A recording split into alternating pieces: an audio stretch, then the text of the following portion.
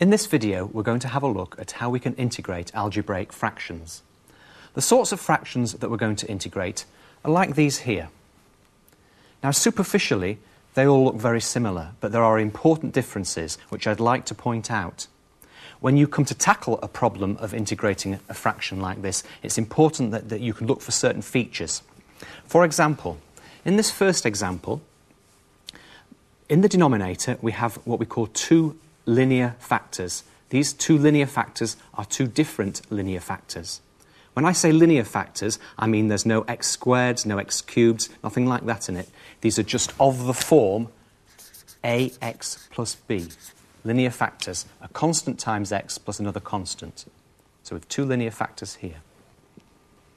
This example has also got linear factors in. Clearly x plus 1 is a linear factor. X minus 1 is a linear factor. But the fact that I've got an x minus 1 squared means that we've really got x minus 1 times x minus 1, two linear factors within here. So we call this an example of a repeated linear factor.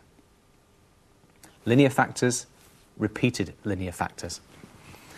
Over here, we've got a quadratic. Now, this particular quadratic will not factorise.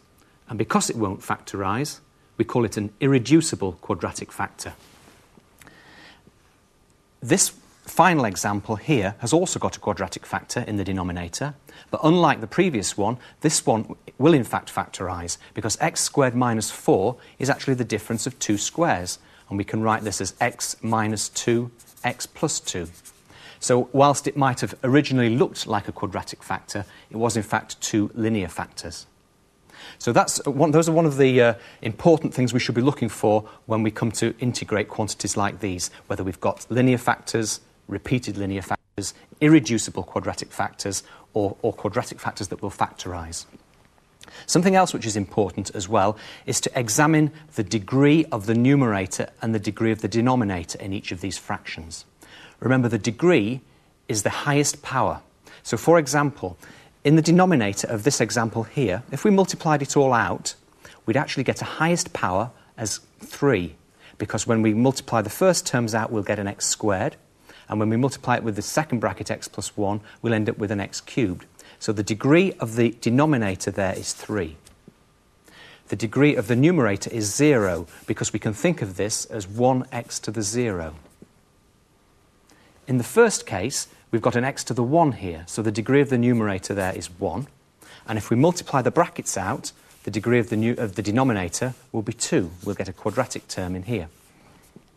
In this case, the degree of the numerator is 0. And in this case, the degree of the denominator is 2. The highest power is 2. So in all of these cases, the degree of the numerator is less than the degree of the denominator. And we call fractions like these proper fractions. On the other hand, if we look at this final example, the degree of the numerator is 3, whereas the degree of the denominator is 2.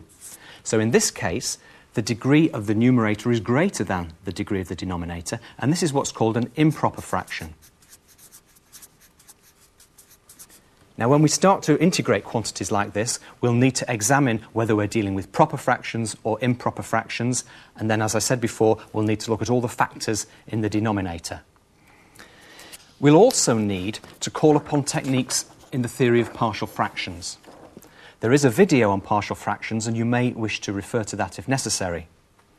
If you have a linear factor in the denominator, this will lead to a partial fraction of this form, a constant over the linear factor.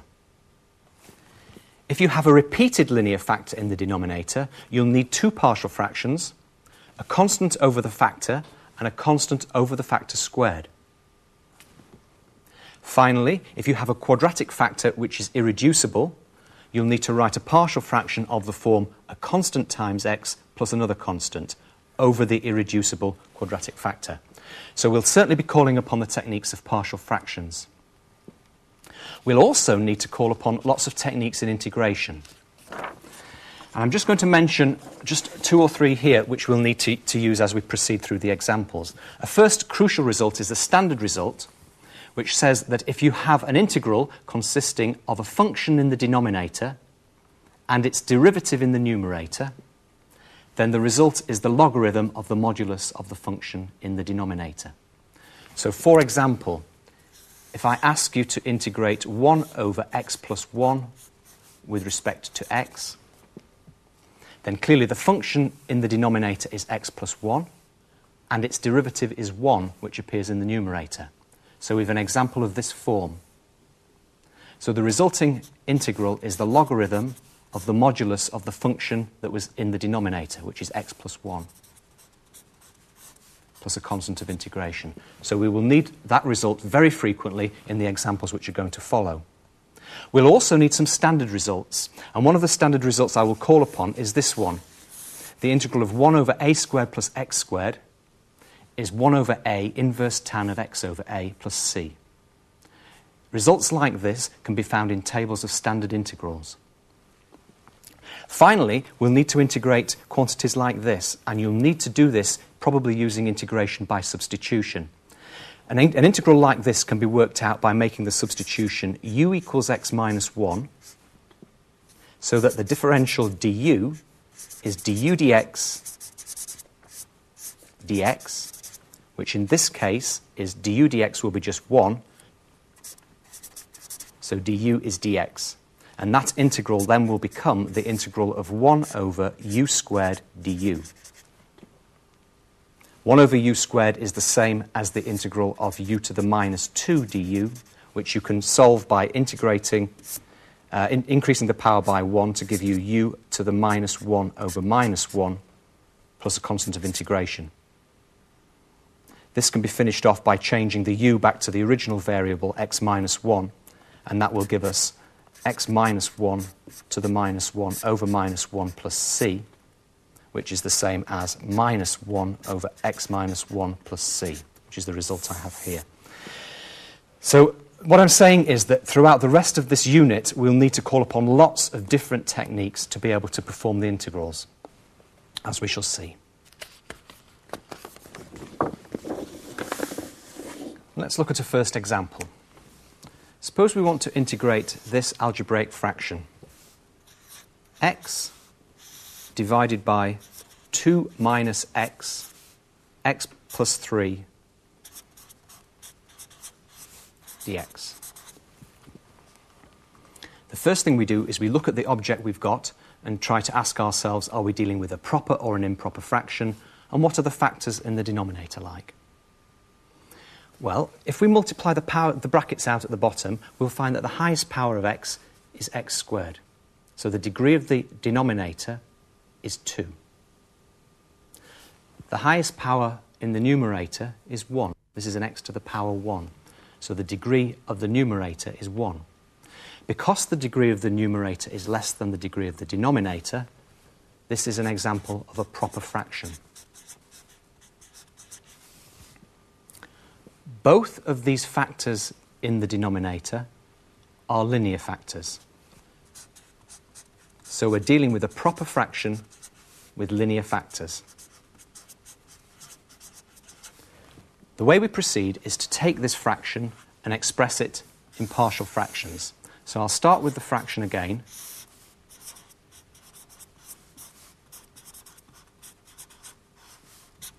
And express it in the appropriate form of partial fractions.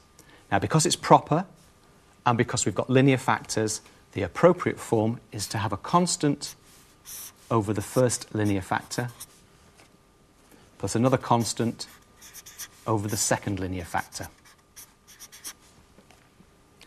Our task now is to find values for the constants a and b. Once we've done that, we'll be able to evaluate this integral by evaluating these two separately. So, to find a and b, the first thing we do is we add these two fractions together again. Remember that to add two fractions together, we've got to give them the same denominator. They've got to have a common denominator. The common denominator is going to be made up of the two factors, 2 minus x and x plus 3. To write the first term as an equivalent fraction with this denominator, we multiply top and bottom by x plus 3. So if we multiply top here by x plus 3 and bottom there by x plus 3, we'll achieve this fraction. and this fraction is equivalent to the original one. Similarly, with the second term, to achieve a common denominator of 2 minus x plus 3, I'll need to multiply top and bottom here by 2 minus x. So b times 2 minus x and this denominator times 2 minus x. And that will give me b 2 minus x at the top. Now these two fractions have the same denominator, we can add them together simply by adding the numerators together, which will give us a multiplied by x plus 3 plus b multiplied by 2 minus x, all divided by the common denominator.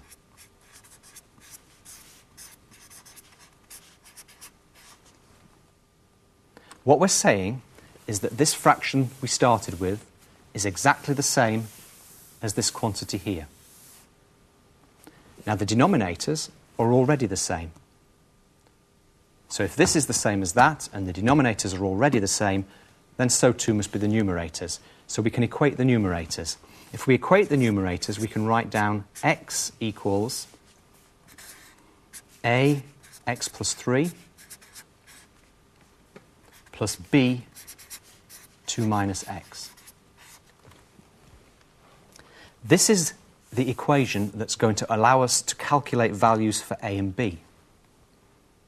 Now we can find values for a and b in one of two different ways. The first way that I'm going to look at is to substitute specific values in for x. Remember that this quantity on the left is supposed to be equal to this on the right for any value of x at all. So in particular, we can choose any values that we like that will make all this look simpler. And what I'm going to do is I'm going to choose x to have the value 2. Why would I do that? I choose x to have the value 2 because then this second term will become 0. I'll have 2 minus 2, which is 0. We'll lose this term, and we'll be able to calculate a. So by careful choice of values for x, we can make this look a lot simpler. So with x is 2, on the left, we'll have 2. On the right, we'll have 2 plus 3, which is 5, times a. And this term will vanish. This gives me a value for a straight away. Dividing both sides by 5, I can write that a is 2/5. We need to find b. Now, a sensible value that will enable us to find b is to let x be minus 3. Why is that? Well, if x is minus 3, we'll have minus 3 plus 3, which is 0, and all of this first term will vanish. And we'll be able to find b. So letting x be minus 3, we'll have minus 3 on the left, 0 from this term here, and 2 minus minus 3, which is 2 plus 3, which is 5, 5b. Dividing both sides by 5 will give us a value for b as minus 3 over 5. So now we know a value for a, we know a value for b, and we can then proceed to evaluate the integral by evaluating each of these separately. Let me write this down again. We want the integral of x divided by 2 minus x, x plus 3, with respect to x. We expressed this algebraic fraction in its partial fractions, and we found that a was 2/5 and b was minus 3/5.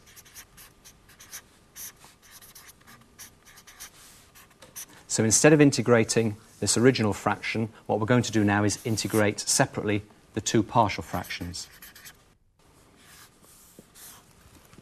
And we'll integrate these separately.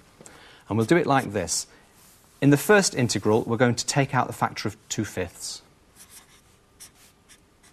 And we'll be left with the problem of integrating 1 over 2 minus x with respect to x.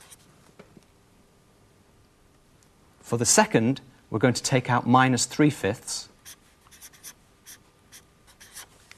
and integrate 1 over x plus 3 with respect to x.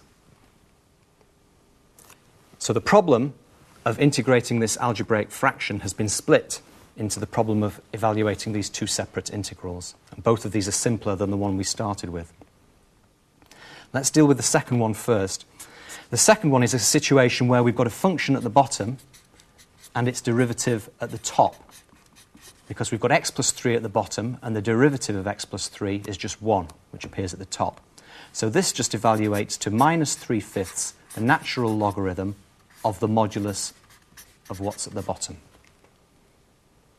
We've got a similar situation here, except if you differentiate the denominator, you'll get minus 1 because of this minus x. So we'd really like a minus 1 at the top. And I can adjust my numerator to make it minus 1, provided that I counteract that with putting a minus sign outside there. So we can write all this as minus 2/5, the natural logarithm of the modulus of 2 minus x. And of course we need a constant of integration at the very end. So that's the result of integrating x over 2 minus x, x plus 3, and the problem's finished. What I'd like to do is just go back a page and just show you an alternative way of calculating values for the constants a and b in the partial fractions. And I want us to return to this equation here that we used to find a and b. Let me write that equation down again. X is equal to a, x plus 3, plus b, 2 minus x.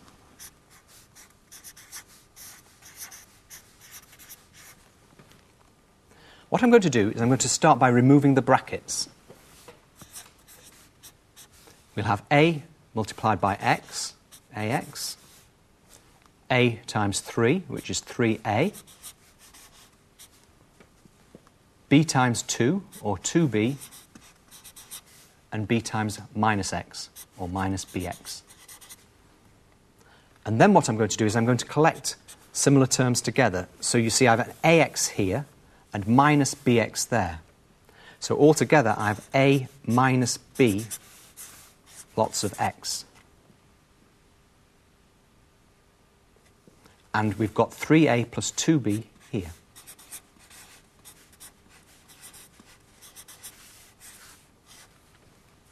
We now use this equation to equate coefficients on both sides. What do we mean by that? Well, what we do is we ask ourselves, how many x terms do we have on the left? And match that with the number of x terms that we have on the right. So you see, on the left-hand side here, if we look at just the x terms, there's 1x. On the right, we've got a minus b lots of x. So we've equated the coefficients of x on both sides. We can also look at constant terms on both sides. You see the 3a plus 2b is a constant. There are no constant terms on the left. So if we just look at constants, there are none on the left, and on the right there's 3a plus 2b. And you'll see what we have here are two simultaneous equations for a and b. And if we solve these equations, we can find values for a and b. Let me call that equation 1 and that one equation 2. What I'm going to do is I'm going to multiply equation 1 by 2 so that we'll end up with 2b, so that we'll be able to add these together to eliminate the b's. So if I take equation 1 and I multiply it by 2, I'll get 2 ones are 2, 2a minus 2b. And let's call that equation 3. If we add equations 2 and 3 together, we'll get 0 plus 2, which is 2, 3a plus 2a, which is 5a, and 2b added to minus 2b cancels out. So 2 is 5a, in other words, a is 2 over 5, which is the value we had earlier on for a. We can then take this value for a and substitute it in either of these equations and obtain a value for b. So, for example, if we substitute in the first equation, we'll find that 1 equals a, which is 2/5, minus b.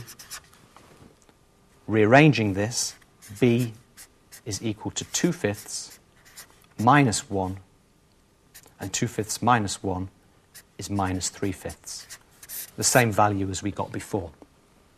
So we've seen two ways of finding the values of the constants a and b.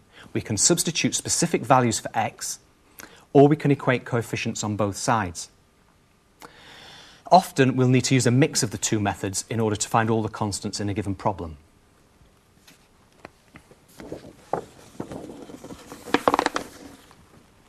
Let's have a look at a definite integral. Suppose we want to find the integral from x is 1 to x is 2 of 3 divided by x plus 1 with respect to x. As before, we examine this integrand and ask ourselves, is this a proper or an improper fraction? Well, the degree of the denominator is 2, because when we multiply this out, the highest power of x will be 2. The degree of the numerator is 0, with really 3x to the 0 here. So this is an example of a proper fraction, and both of these factors are linear factors. So as before, I'm going to express the integrand as the sum of its partial fractions. So let's do that first of all. 3 divided by x plus 1. The appropriate form of partial fractions are a constant over the first linear factor plus another constant over the second linear factor. And our job now is to try to find values for a and b. We do this by adding these together as we did before. Common denominator, x plus 1, in both cases. To write a over x as an equivalent fraction with this denominator, we'll need to multiply top and bottom by x plus 1.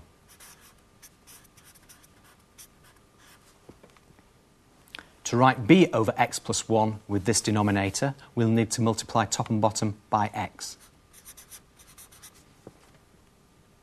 So now we've given these two fractions a common denominator.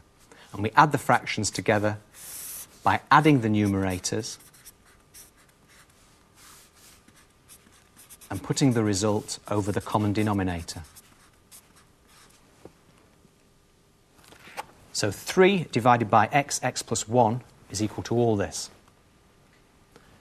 The denominators are already the same, so we can equate the numerators. That gives us the equation 3 equals a x plus 1 plus bx. And this is the equation we can use to try to find values for a and b. We can equate coefficients, or we can substitute specific values for x. And what I'm going to do is I'm going to substitute the value x is 0. And the reason why I'm picking x is 0 is because I recognise straight away that's going to kill off this last term here. That'll have gone, and we'll be able to just find a value for a. So we substitute x is 0. On the left, we'll still have 3. And on the right, we've got 0 plus 1, which is 1, 1a. b times 0 is 0, so that goes. So in other words, we've got a value for a, and a is 3. Another sensible value to substitute is x equals minus 1. Why is that a sensible value? Well, that's a sensible value because if we put x is minus 1 in, minus 1 plus 1 is 0, and we'll lose this first term with the a in, and we'll know b. So putting x is minus 1, we'll have 3. This will become 0, and we'll have b times minus 1, which is minus b. So this tells us that b is actually minus 3. So now we know the value of a is going to be 3, and b is going to be minus 3. And the problem of performing this integration can be solved by integrating these two terms separately. Let's do that now. I'll write these terms down again.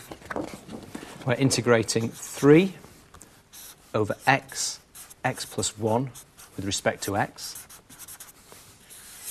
And we've expressed already this as its partial fractions and found that we're integrating 3 over x minus 3 over x plus 1 with respect to x, and this was a definite integral. It had limits on, and the limits were 1 and 2.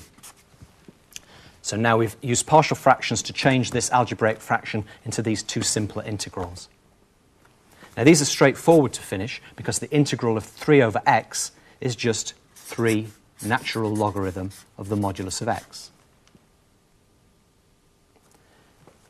The integral of 3 over x plus 1 is 3 natural logarithm of the modulus of x plus 1. And there's a minus sign in the middle from there. This is a definite integral, so we have square brackets and we write the limits on the right-hand side. The problem's nearly finished. All we have to do is substitute the limits in. Upper limit first. When x is 2, we'll have 3 natural log of 2. When x is 2 in here, we'll have minus 3 natural logarithm of 2 plus 1, which is 3. So that's what we get when we put the upper limit in. When we put the lower limit in, when x is 1, we'll have 3 natural logarithm of 1 minus 3 natural logarithm of 1 plus 1, which is 2. So that's what we get when we put the lower limit in. And of course we want to find the difference of these two quantities. Here you'll notice with 3 log 2, and over here there's another 3 log 2 with a minus and a minus, so we're adding another 3 log 2, so altogether there'll be 6 log 2. There's minus 3 log 3, and the logarithm of 1 is 0, so that vanishes. Now we could leave the answer like that, although more often than not we'll probably use the laws of logarithms to try to tidy this up a little bit and write it in a different way. You should be aware that a multiplier outside like this 6 can be put inside as a power, so we can write this as logarithm of 2 to the power 6. Subtract, again, a multiplier outside can move inside as a power, so we can write this as logarithm of 3 to the power 3. And you'll also be aware from your laws of logarithms that if we're finding the difference of two logarithms, then we can write that as the logarithm of 2 to the power 6 divided by 3 to the power 3. And that's my final answer.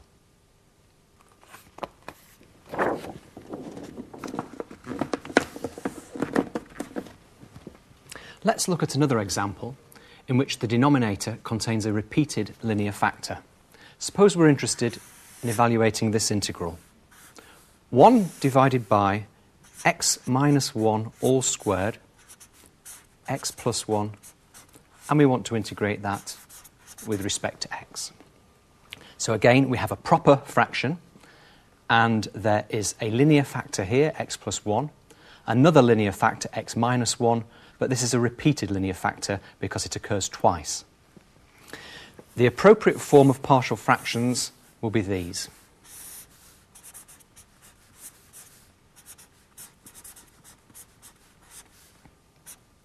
We want a constant over the linear factor, x minus 1.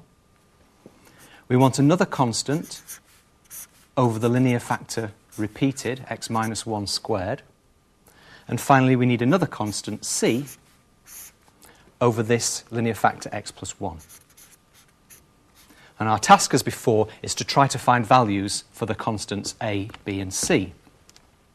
We do that, as before, by expressing each of these over a common denominator. And the common denominator that we want is going to be x minus 1 squared x plus 1. Now, to achieve a common denominator of x minus 1 squared x plus 1, we'll need to multiply the top and bottom here by x minus 1 x plus 1. So we'll have a x minus 1 x plus 1. To achieve the common denominator in this case, we'll need to multiply top and bottom by x plus 1. So we'll have a b x plus 1. And finally, in this case, to achieve a denominator of x minus 1 squared x plus 1, we'll need to multiply top and bottom by x minus 1 squared.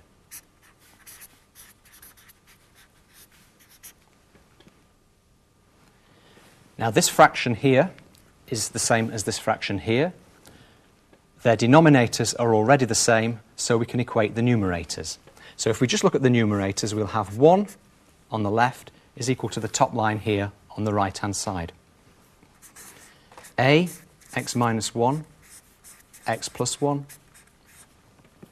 plus b, x plus 1, plus c, x minus 1, all squared. And now we choose some sensible values for x so that a lot of these terms will drop away. For example, supposing we pick x equals 1. What's the point of picking x equals 1? Well, if we pick x is 1, this first term vanishes. We lose a. Also, if we pick x equal to 1, the last term vanishes because we'll have a 1 minus 1, which is 0. And we'll be just left with a term involving b. So by letting x be 1, we'll have 1 on the left is equal to 0. 1 and 1 here is 2, 2b. And the last term vanishes. In other words, b is equal to 1/2. What's another sensible value to pick for x? Well, if we let x equal minus 1, x being minus 1 will mean that this term vanishes. Minus 1 plus 1 is 0. This term will vanish. Minus 1 plus 1 is 0. And we'll be able to find c. So I'm going to let x be minus 1.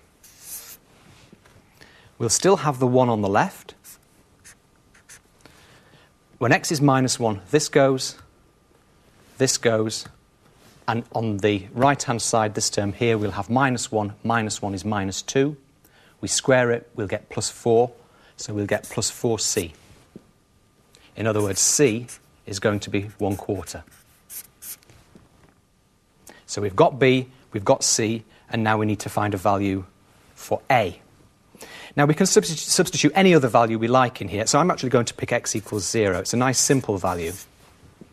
If x is 0, we'll have 1 on the left. If x is 0 there and there, we'll be left with minus 1. Minus 1 times 1 is minus 1. Minus 1 times a is minus a. If x is 0 here, we're just left with b times 1, which is b. And if x is 0 here, we'll have minus 1 squared, which is plus 1. Plus 1 times c is plus c. Now we already know values for b and for c, so we substitute these in. We'll have 1 is equal to minus a plus b, which is 1/2, plus c, which is 1/4. So rearranging this, we'll have that a is equal to, well, we've 1/2 and 1/4, that's 3/4. And the 1 from this side over the other side is minus 1. 3/4 minus 1 is going to be minus 1/4. So there we have our values for a, for b, and for c. So a being minus 1/4 will go back in there. B being 1/2 will go back in here. And c being 1/4 will go back in there. And then we'll have 3 separate pieces of integration to do in order to complete the problem. Let me write these all down again. I'm going to write the integral out and write these 3 separate ones down. So we had that the integral of 1 over x minus 1 squared, x plus 1, all integrated with respect to x, is going to equal minus 1/4 the integral of 1 over x minus 1. There'll be plus 1/2 integral of 1 over x minus 1 squared.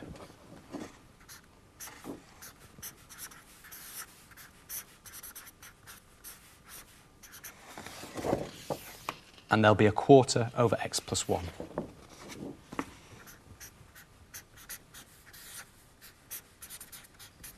And we want a dx in every term. So we've used partial fractions to split this integrand into 3 separate terms. And we'll try and finish this off now. The first integral is straightforward. When we integrate 1 over x minus 1, we'll end up with just the natural logarithm of the denominator. So we'll end up with minus 1/4 natural logarithm, the modulus of x minus 1.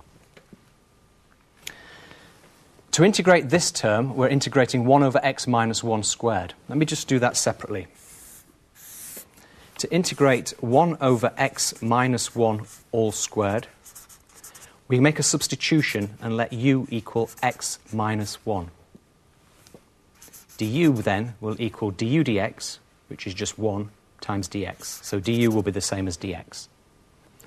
The integral will become the integral of 1 over x minus 1 squared will be u squared, and dx is du. Now this is straightforward to finish because this is integrating u to the minus 2. Increase the power by 1 becomes u to the minus 1, divide by the new power, and add a constant of integration. So when we do this integration, we'll end up with minus 1 over u, which is minus 1 over x minus 1. Now we can put that back into here now. So the integral, a half integral of 1 over x minus 1 squared will be a half all that we've got down here, which is minus 1 over x minus 1. The constant of integration we'll add on at the very end. This integral is going to be a quarter the natural logarithm of the modulus of x plus 1, and then a single constant for all of that. Let me just tidy up this a little bit. The two logarithm terms can be combined. We've got a quarter of this logarithm, subtract a quarter of this logarithm. So together we've got a quarter, the logarithm. Now if we use the laws of logarithms, we've got a log subtract a log. So we want the first term, x plus 1, divided by the second term, x minus 1. And then this term can be written as minus a half 1 over x minus 1. There's a constant of integration at the end. And that's the integration complete.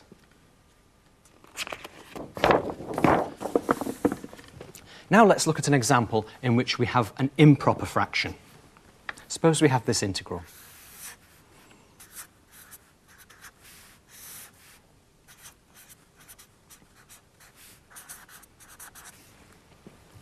The degree of the numerator is 3. The degree of the denominator is 2. 3 being greater than 2 means that this is an improper fraction. Improper fractions require special treatment, and the first thing we do is division, polynomial division. Now, if you're not happy with long division of polynomials, then I would suggest that you look again at the video called Polynomial Division, when examples like this are done very thoroughly. But what we want to do is see how many times x squared minus 4 will divide into x cubed.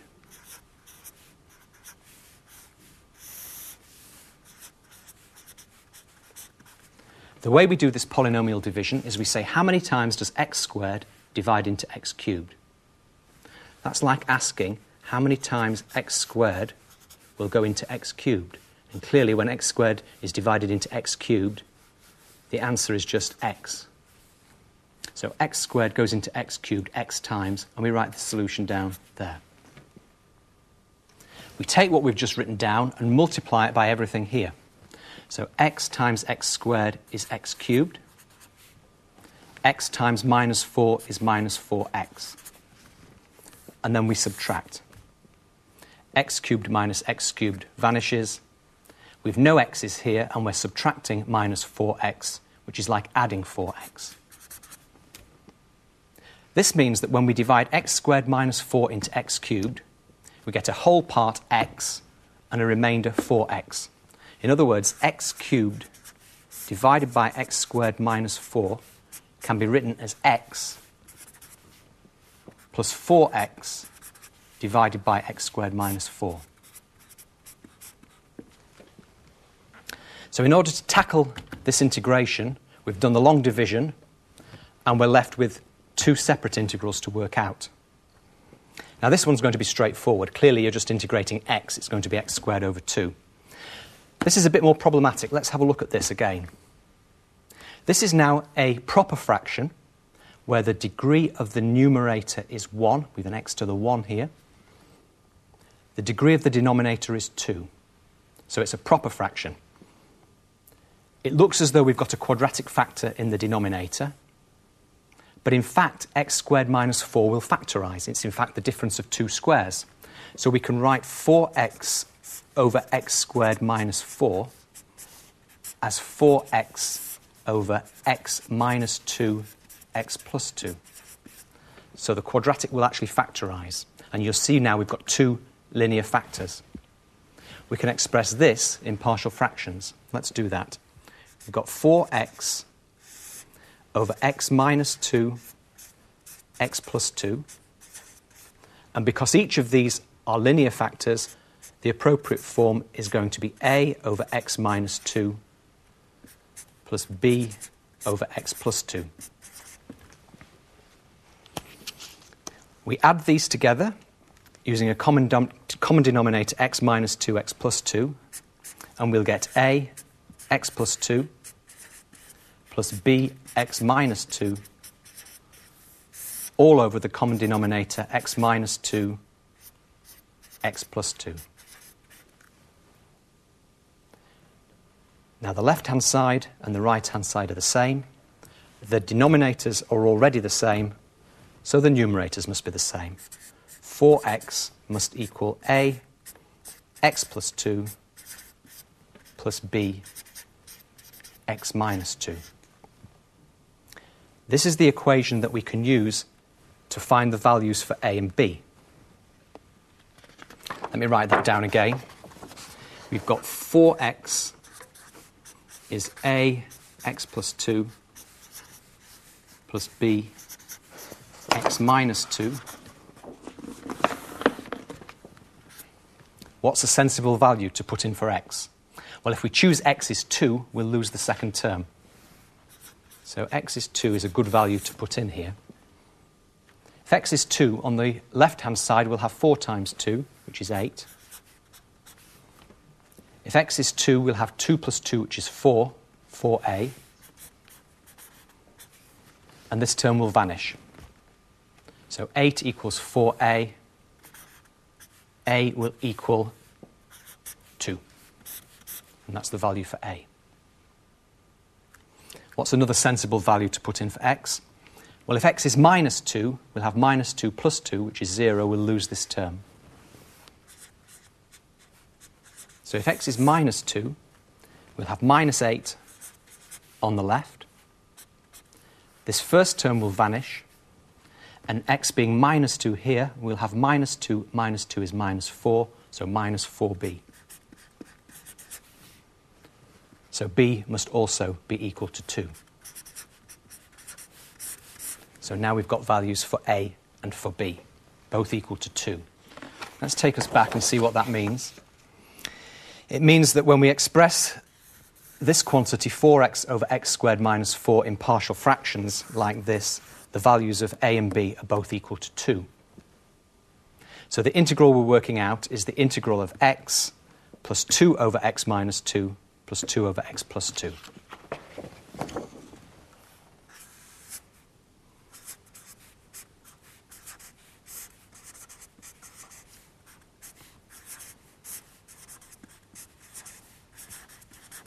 So there we are. We've now got 3 separate integrals to evaluate, and it's straightforward to finish this off. The integral of x is x squared divided by 2. The integral of 2 over x minus 2 is equal to 2 natural logarithm of the modulus of x minus 2. And the integral of 2 over x plus 2 is 2 natural logarithm of x plus 2 plus a constant of integration. If we wanted to we could use the laws of logarithms to combine these logarithmic terms here, but I'll leave the answer like that.